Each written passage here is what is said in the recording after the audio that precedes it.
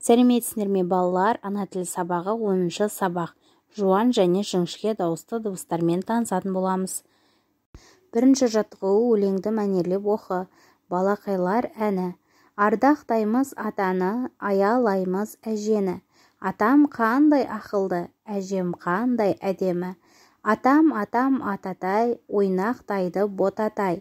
Әжем әжетай, шүпірлейді шөжетай. Баянғали Әлімжан деген кісі жазған екен. Шүпірлейді дегеніміз бұл жерде бір жерге көп болып жиналу деген мағынаны білдіреді екен балалар. Өлеңде кімдер туралы айтылған балалар? Өлеңде ата, әже, бота туралы айтылған екен. Енді ата, әже, бота сөздеріндегі дауысты дыбыстарды атайықшы. Олардың жуан және жіңішке екенін айт дейді. Бізге ең алдымен жуан дауысты дыбыстарды біліп алуымыз керек. Оларға а, о және әріптері жатады екен. Ата дегенде а бізде жуан дауысты дыбыс екен. Әже дегенде бұл жерде жіңішке дауысты дыбыс.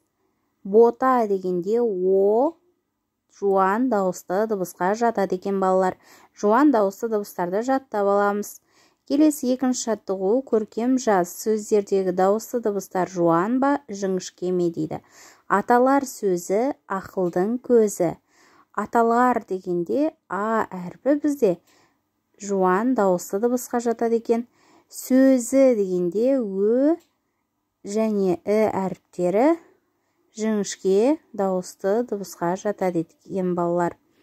Үшінші жаттығу берілген әріптерден бірнеше сөз жаса дейді. Сөздер жасайық. Қандай сөздер шығады балалар? Тор, қос, жол деген сөз шығады екен бірінші гүл күлтешесінде. Ал екіншіде бел, жер, тез және жер. Осындай сөздер шығады екен балалар. Сөздердегі дауысты дыбыстардың жуан немесе жіңішке екенін айт дейді. Бірінші гүл күлтешесінде бізде барлығы жуан дауысты дыбыстар екен. Екіншісінде бел, тез дегенде әрпі жіңішке дауысты дыбысқа жатады екен балалар. Сонымен сабағымыз аяқталды. Каналға жазылуды ұмытпаңдар. Сау болыңдар балалар.